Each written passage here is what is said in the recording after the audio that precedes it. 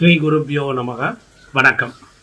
நிறைய கடன், வியாபார வளர்ச்சி இல்லை, வீட்டில் சண்டை சச்சரவு, பிரச்சனை, நிம்மதி இல்லாத தன்மை, இதற்கெல்லாம் என்ன அடிப்படை காரணம் அப்படின்னு பார்த்தா நம்ம வீடுகள் தான் காரணம்.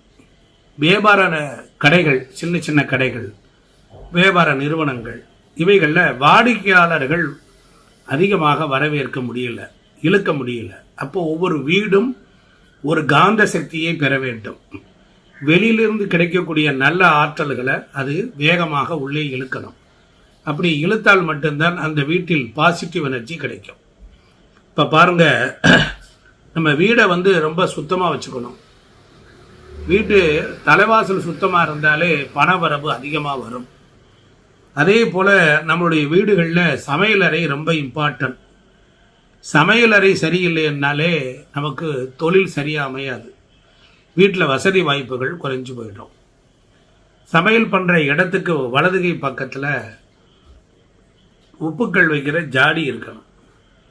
அந்த ஜாடி பொறுத்து பக்கத்திலேயே நம்ம சமையலுக்கு உபயோகப்படுத்துகிற எந்த எண்ணெயாக இருந்தாலும் பரவாயில்ல, நல்லெண்ணெய், தேங்காய் எண்ணெய், விளக்கெண்ணெய், சமையலுக்கு ஊற்றுற வேப்ப எண்ணெய், இந்த மாதிரியான எண்ணெய்களுக்கு பக்கத்தில் உப்பு ஜாடி இருக்கணும். இப்போ இந்த எண்ணெய் என்பது மகாலட்சுமி, உப்பு என்பது மகாலட்சுமி. அப்படிப்பட்ட நிலையில் இந்த மாதிரி காம்பினேஷன் கரெக்டாக இருக்கணும். ஜாடிக்கு என்ன சக்தி இருக்குது? ஜாடி என்பது சூரியனுடைய பேராற்றல். அது பக்கத்தில் எண்ணெயும் உப்பையும் வைக்கலாமா? தாராளமாக வைக்கலாம். அப்போ செல்வம் பெருக என்ன செய்யணும்? இப்படிங்கிற கேள்வி நிறைய இருக்குது. இந்த மாதிரியான கேள்விகளுக்கெல்லாம் அன்றைக்கி பதில் இந்த வீடியோ தான்.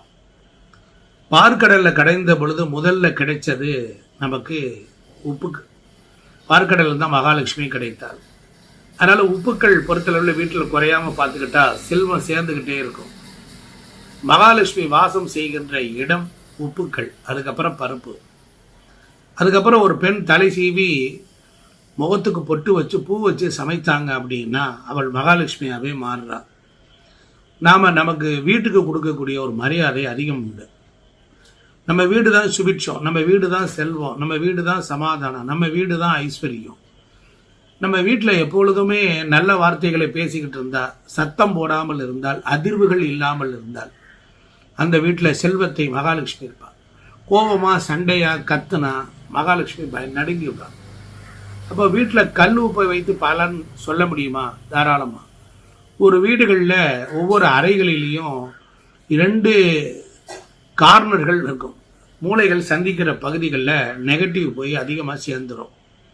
இந்த நெகட்டிவ் சேர்ந்த பிறகு இருட்டு நேரத்தில் அந்த நெகட்டிவ் வீட்டுக்குள்ளே வரும். அப்போ நாம் இந்த நெகட்டிவை போக்கணும் அப்படின்னா என்ன செய்யணும் அப்படின்னா, அதனால தான் பெரியவங்க சொல்லுவாங்க, கூட்டி குப்பையை மூளையில் தள்ளாத, செவுத்து மூளையில் கார்னரில் விளக்கமாற வைக்காத அப்படிம்பாங்க. நமக்கு இந்த மாதிரி ஒரு பண்பாடு தெரியாது. விளக்கமாற எங்கே தான் வைக்கிறது அப்படின்னு கேட்போம். கூட்டிட்டு தூக்கி எறிவோம், அது எல்லா பக்கமும் பரவும். இங்கே விஞ்ஞானமும் விஞ்ஞானத்தையும் நான் சேர்க்க போகிறேன். வீட்டில் எந்த மூலையிலையும் குப்பை இருக்கக்கூடாது, எந்த பொருள் இருக்கக்கூடாது. எந்த பொருளை வச்சாலும் அந்த பொருளுடைய தன்மையில் ஒரு மைனஸ் கண்டிப்பாக இருக்கும். எங்கெல்லாம் இருட்டு இருக்கோ, எங்கெல்லாம் அழுக்கு இருக்கோ, எங்கெல்லாம் துர்வாடை இருக்கோ, அங்கெல்லாம் சனி பகவான் இருப்பார்.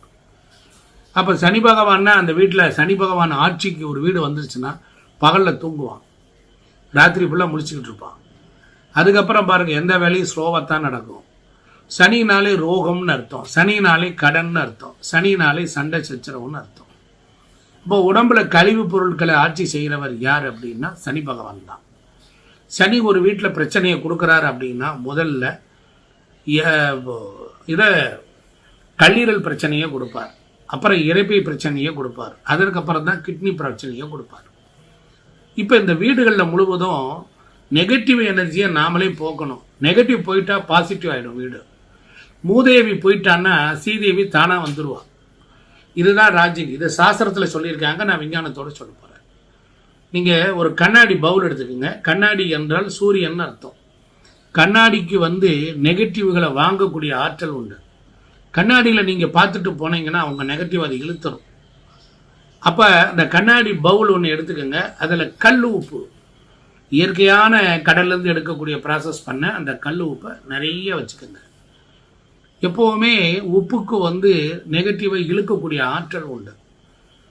அதுக்கப்புறம் மகாலட்சுமி கிராம்பில் தான் வாசம் செய்கிறார்.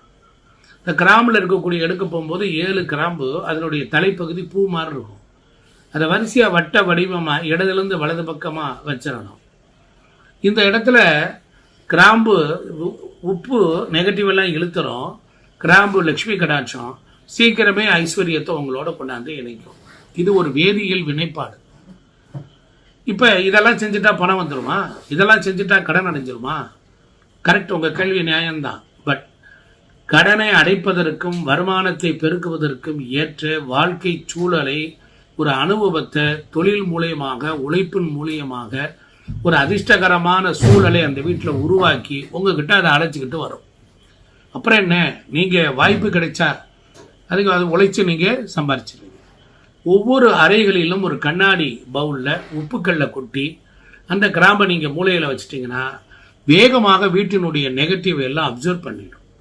இதை ஒரு மாதத்துக்கு முதல் நாள் செய்யலாம். அதுக்கப்புறம் 15 நாளைக்கு அப்புறம் அதை எடுத்து கொண்டுட்டு போய் ஓடுற நீரில் கொட்டலாம். இல்லை என்றால் ஏதாவது வெளி பகுதிகளில் தண்ணியில் தோண்டி ஊற்றிடலாம்.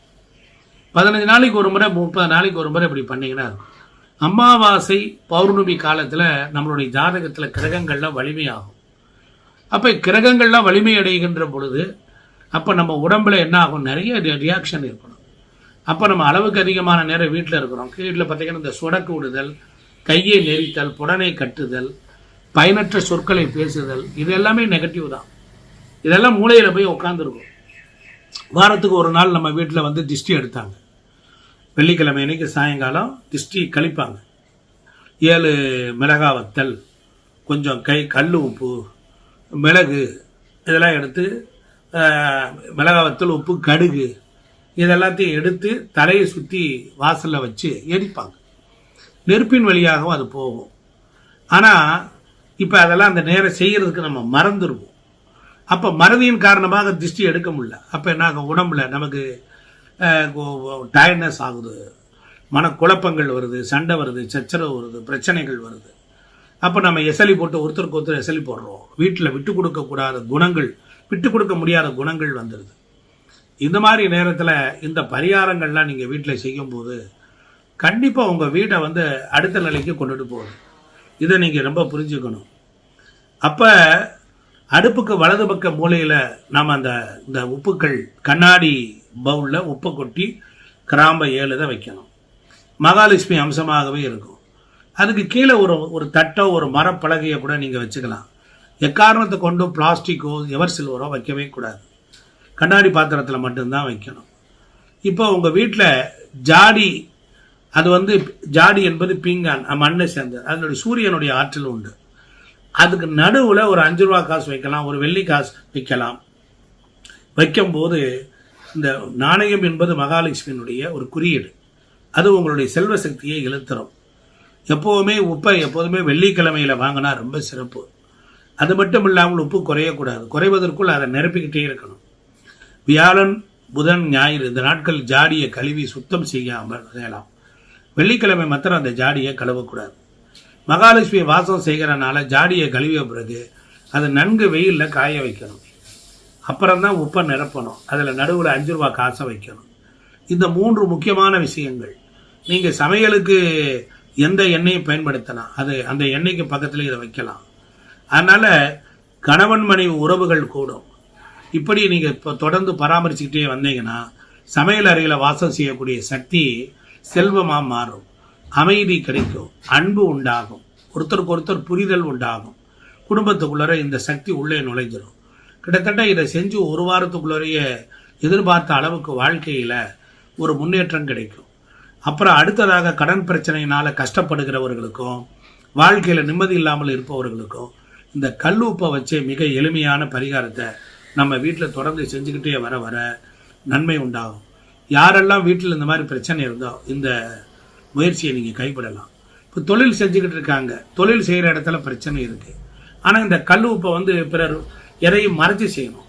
சிலர் பார்த்த உடனே இது என்ன உப்பு வச்சுருக்கீங்க, இது என்ன அது அப்படின்னு கேட்குற மாதிரியான இடத்துல இருக்கக்கூடாது. கொஞ்சம் மறைவாக வைக்கணும். சிலர் கதவுக்கு பின்னால் வைக்கலாம்.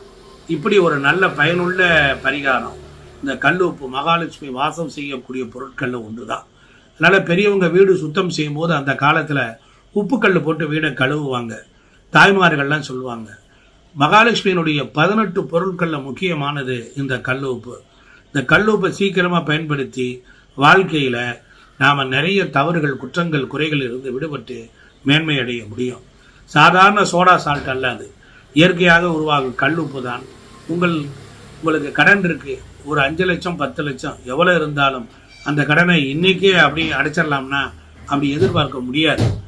ஆனால் இந்த பரிகாரம் செஞ்சீங்கன்னா அதற்குரிய வழியும் வாய்ப்பும் உங்களுக்கு ஏற்படுத்தி கொடுக்கும்.